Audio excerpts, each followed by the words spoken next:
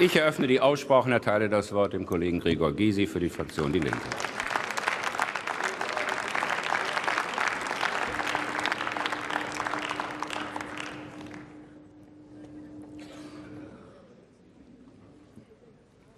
Herr Präsident, meine Damen und Herren!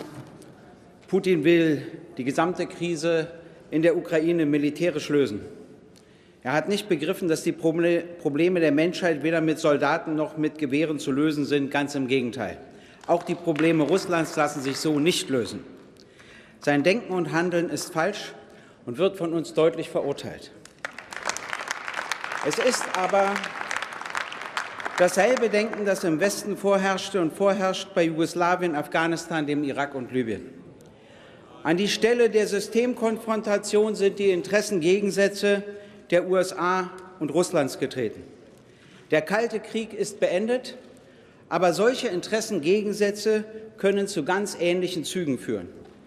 Die USA wollen mehr Einfluss gewinnen und Vorhandenen verteidigen, und Russland will mehr Einfluss gewinnen und Vorhandenen verteidigen. Ich sage als Stichworte bei Russland nur Georgien, Syrien, Ukraine. Auch wenn man Putins Vorgehen verurteilt, muss man sehen, wie es zur gesamten Zuspitzung und Konfrontation kam. Und ich sage es Ihnen hier ganz deutlich. Alles, was NATO und EU falsch machen konnten, haben sie falsch gemacht. Ich beginne bei Gorbatschow im Jahre 1990. Er schlug vor, ein gemeinsames europäisches Haus, Auflösung der NATO und des Warschauer Vertrages und das Finden einer gemeinsamen Sicherheit mit Russland. Das hat die NATO ausgeschlagen. Sie hat gesagt, Warschauer Vertrag auflösen, okay, die NATO bleibt. Und aus dem Verteidigungsbündnis NATO wurde ein Interventionsbündnis gemacht. Der zweite Fehler. Bei der Herstellung der deutschen Einheit erklärte der amerikanische Außenminister und unser damaliger Außenminister Genscher und andere Außenminister gegenüber Gorbatschow, dass es keine Osterweiterung der NATO geben wird.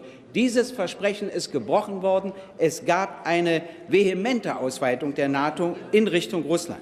Und der ehemalige US-Verteidigungsminister Robert Gates bezeichnete die eilfertige Aufnahme der osteuropäischen Staaten in die NATO als schweren Fehler und den Versuch des Westens, die Ukraine in die NATO einzuladen, als schwere Provokation. Nicht ich, der US-amerikanische Verteidigungsminister, der ehemalige, hat das erklärt. Dann kam drittens der Beschluss, Raketen in Polen und Tschechien zu stationieren. Die russische Regierung sagte, das tangiert unsere Sicherheitsinteressen, wir möchten das nicht. Es hat den Westen überhaupt nicht interessiert, es wurde dennoch gemacht. Und dann hat die NATO das Völkerrecht beim Jugoslawienkrieg mehrfach und schwer verletzt. Das räumt inzwischen auch der damalige Kanzler Schröder ein. Serbien hatte keinen anderen Staat angegriffen und es gab keinen Beschluss des UN-Sicherheitsrates. Es wurde dennoch mit erstmaliger bundesdeutscher Beteiligung nach 1945 bombardiert. Und die Bewohnerinnen und Bewohner des Kosovo durften in einem Volksentscheid die Loslösung von Serbien beschließen. Ich habe damals die Völkerrechtsverletzung schwer kritisiert und Ihnen beim Kosovo gesagt, Sie öffnen eine Büchse der Pandora. Denn wenn das im Kosovo erlaubt ist, müssen Sie es auch in anderen Gegenden erlauben. Sie haben mich beschimpft, Sie haben es nicht ernst genommen, und zwar, weil Sie glaubten, solche Sieger im Kalten Krieg zu sein, dass alle alten Maßstäbe für Sie nicht mehr gelten. Ich sage es Ihnen, die Basken fragen, warum sie keinen Volksentscheid machen dürfen, ob sie zu Spanien gehören wollen oder nicht. Die Katalanen fragen, warum sie keinen Volksentscheid machen dürfen, ob sie zu Spanien gehören wollen oder nicht. Und natürlich auch die Bewohnerinnen und Bewohner der Krim. Und durch Völkerrechtsverletzung kann man über Gewohnheitsrecht auch neues Völkerrecht schaffen. Das wissen Sie. Ich bleibe aber der Meinung, dass die Abtrennung der Krim völkerrechtswidrig wäre. Genauso wie die Abtrennung des Kosovo völkerrechtswidrig war. Ich wusste aber, dass sich Putin auf den Kosovo berufen wird, und er hat es auch getan. Und jetzt sagen Sie, Frau Bundeskanzlerin, die Situation ist doch eine völlig andere. Sie verkennen, ja, es kann ja schon sein, Sie verkennen, aber Völkerrechtsbruch ist Völkerrechtsbruch. Meine liebe Frau Roth, fragen Sie doch mal einen Richter, ob ein Diebstahl aus edlerem Motiv im Vergleich zu einem Diebstahl aus unedlerem Motiv kein Diebstahl ist. Er wird Ihnen sagen, es bleibt ein Diebstahl. Das ist das Problem. Das ist das Problem. Und Herr Struck, Herr Struck hat damals erklärt, die Bundesrepublik muss ihre Sicherheit am Hindukusch verteidigen. Nun erklärt Herr Putin, Russland muss seine Sicherheit auf der Krim verteidigen. Deutschland hatte am Hindukusch übrigens keine Flotte und war auch wesentlich weiter entfernt. Trotzdem sage ich, beide Sätze waren bzw. sind falsch. Aber es bleibt auch Folgendes. Wenn viele Völkerrechtsverletzer dem Völkerrechtsverletzer Russland vorwerfen, das Völkerrecht zu verletzen, ist das nicht besonders wirksam und glaubwürdig. Das ist die Tatsache, mit der wir es zu tun haben. Obama sprach, wie Sie, Frau Bundeskanzlerin, von der Souveränität und territorialen Integrität der Staaten. Aber diese beiden Prinzipien wurden in Serbien, im Irak, in Libyen verletzt. Der Westen meinte, das Völkerrecht verletzen zu können, weil der Kalte Krieg vorbei sei. Man hat die chinesischen und russischen Interessen grob unterschätzt. Sie haben Russland mit Jelzin, der auch häufig angetrunken war, überhaupt nicht mehr ernst genommen. Aber die Situation hat sich geändert. Sehr spät berufen Sie sich jetzt wieder auf die im Kalten Krieg entstandenen völkerrechtlichen Grundsätze. Ich bin sehr dafür, dass sie wieder gelten, aber dann für alle. Anders geht es nicht. Dann gab es das Gezerre zwischen der EU und Russland an der Ukraine. Beide dachten und handelten gleich. Barroso, der Kommissionschef der EU, hat gesagt, entweder Zollunion mit Russland oder Verträge mit uns. Er hat nicht gesagt beides, entweder oder. Und Putin hat gesagt, entweder Verträge mit der EU oder mit uns. Beide haben gleichermaßen alternativ gedacht und gehandelt. Das war ein verheerender Fehler von beiden Seiten. Kein einziger EU-Außenminister hat versucht, mit der russischen Regierung zu sprechen und die berechtigten Sicherheitsinteressen Russlands überhaupt zur Kenntnis zu nehmen. Russland fürchtet doch, dass nach der EU die NATO in die Ukraine kommt. Es fühlt sich immer eingekreister, aber es wurde nur an der Ukraine gezerrt. Die EU- und NATO-Außenminister haben die Geschichte Russlands und der Ukraine völlig unberücksichtigt gelassen. Sie haben die Bedeutung der Krim für Russland nie verstanden. Und die ukrainische Gesellschaft ist tief gespalten.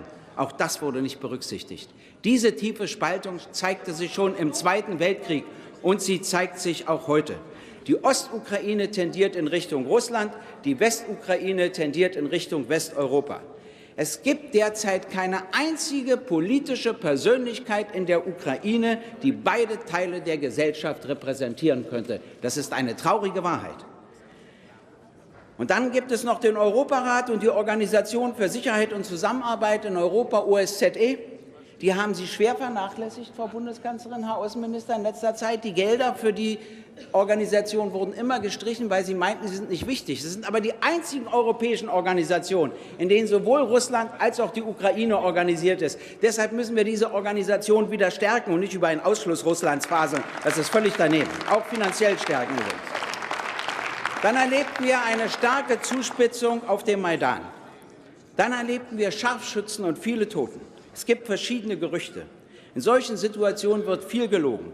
Und deshalb schlagen wir eine internationale Untersuchungskommission vor. Wir und die Ukrainerinnen und Ukrainer vor allem haben ein Recht zu erfahren, was ist dort gelaufen, wer trägt dort welche Verantwortung. Und ich freue mich, dass Sie das, Frau Bundeskanzlerin, unterstützen. Auf dem Maidan gab es viele demokratische Kräfte, aber auch Faschisten. Der Westen machte direkt und indirekt mit. Und dann haben Außenminister Steinmeier, der französische und der polnische Außenminister mit Janukowitsch und der Opposition einen Vertrag geschlossen.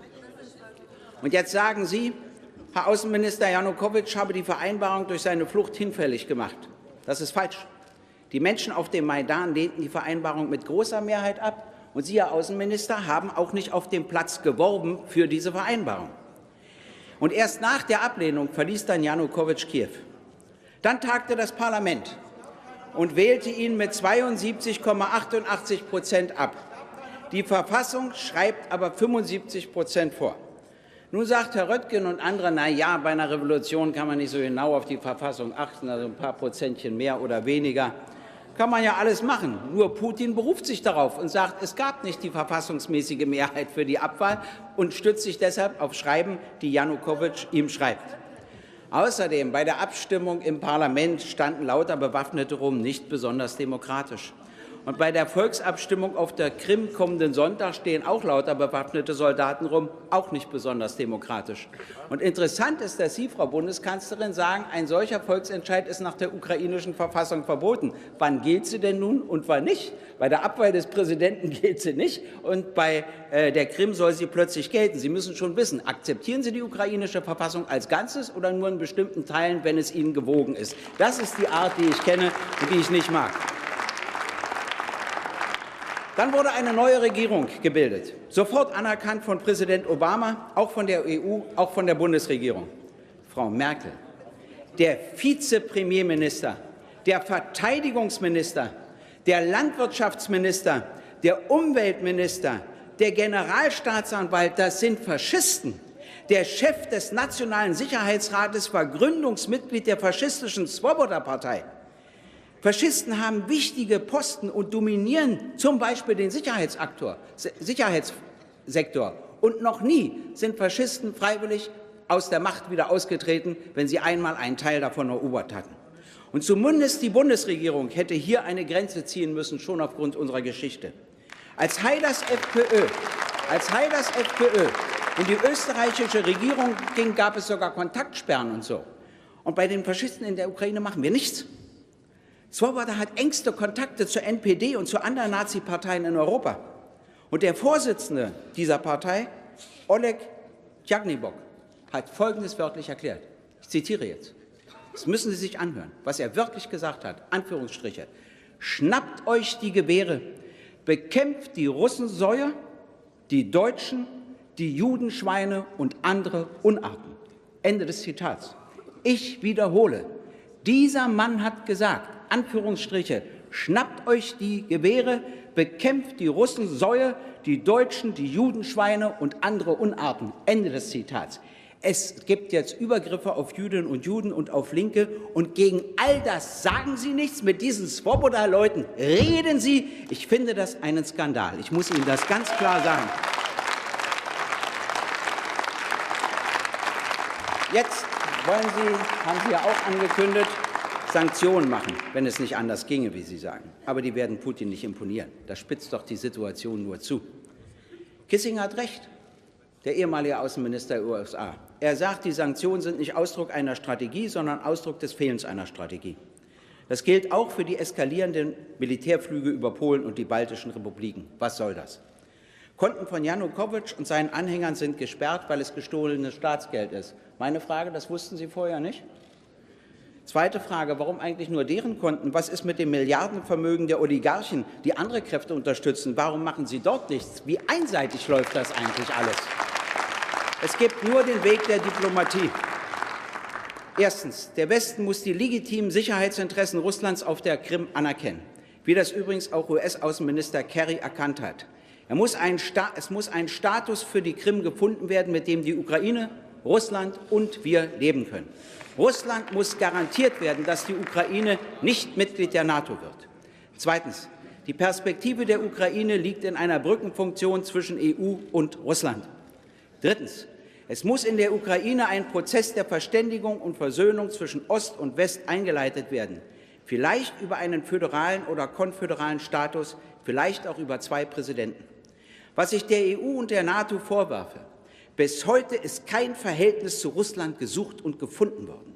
Das muss sich jetzt gründlich ändern. Sicherheit in Europa gibt es weder ohne noch gegen Russland, sondern nur mit Russland. Und wenn die Krise eines Tages überwunden ist, könnte ein Vorteil darin bestehen, dass das Völkerrecht endlich wieder von allen Seiten respektiert wird. Danke schön.